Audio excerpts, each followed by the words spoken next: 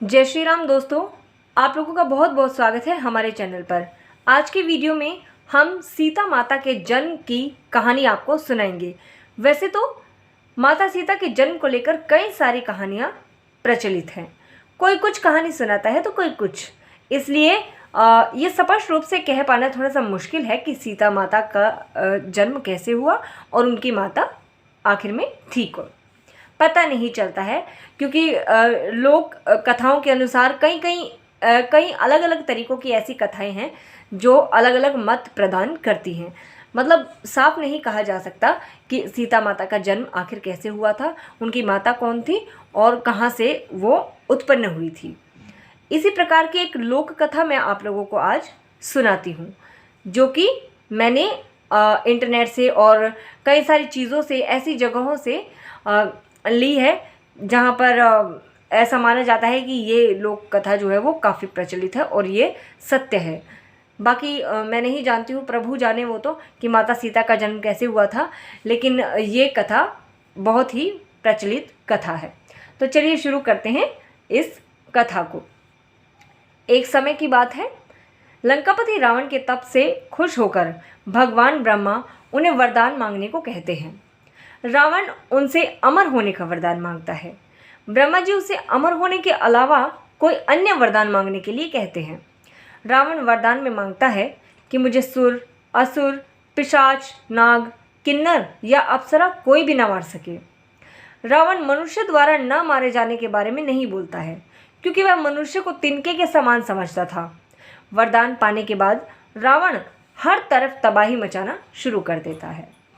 एक दिन वह दंडकारण्य नामक जगह पहुंचता है, जहां पर ऋषि मुनियों का निवास स्थान था। रावण को ऋषि मुनियों को मारना उचित नहीं लगा, लेकिन वो उन ऋषि मुनियों के रक्त को एक कमंडल में भर के अपने साथ ले आया। कमंडल वो होता है ना जो बाबा जी अपने साथ रखते हैं कई बार। वह कमंडल गृत्समत ऋषि का था, जो पुत्री की लालसा में माता लक्ष्मी से प्रार्थना करते थे कि वह उनके घर पुत्री के रूप में जन्म ले। इसके लिए गृत्समत ऋषि रोजाना पूजा पाठ के दौरान पवित्र मंत्र पढ़ के दूध की कुछ बूंदें कमंडल में डाला करते थे, जिसमें रावण रक्त भर के अपने साथ ले गया था।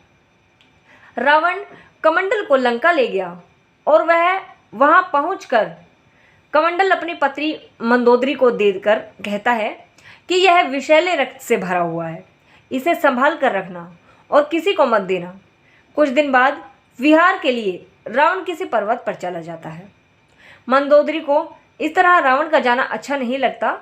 वो मृत्यु प्राप्त करने के लिए कमंडल में भरे विष का पान कर लेती है। कमंडल के रक्त को पीने के कुछ समय बाद मंदोदरी गर्भवती हो जाती है। गर्भवती होने के कारण मंदोदरी घबरा जाती है कि महल में मौजूद अन्य लोग उनके बारे में क्या सोचेंगे। फिर मंदोदरी तीर्थ यात्रा का नाम लेकर कुरुक्षेत्र चली जाती है। वहाँ मंदोदरी एक बच्ची को जन्म देती है, परंतु लोक लाज के चलते वो उसे एक कलश में रखकर पृथ्वी में दफना देती है।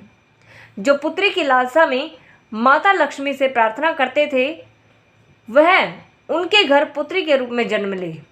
इसके लिए गृत्समत ऋषि रोजाना पूजा पाठ के दौरान मंत्र पढ़कर दूध की कुछ बूंदें कमंडल में डालते थे।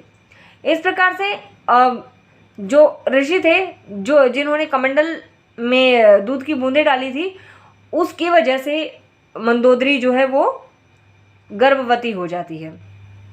कुछ दिनों बाद राजा जनक भी कुरुक्षेत्र जाते हैं। वह जब वहाँ की ज़मीन में हल चलाते हैं तो उन्हें वहाँ पर एक कलश मिलता है, जिसमें मंदोदरी ने बच्ची को रखा था। बच्ची को कलश से निकालते ही आसमान से फूलों की वर्षा होने लगती है और साथ ही आकाशवाणी भी होती है। आकाशवाणी में राजा जनक द्वारा उस कन्या के लालन पालन की बात कही जाती है। हल के सीत अर्थात हल के आगे का जो नुकीला भाग होता है, उससे टकराने की वजह से कलश मिला था, इसलिए राजा जनक ने कन्या का नाम सीता रखा।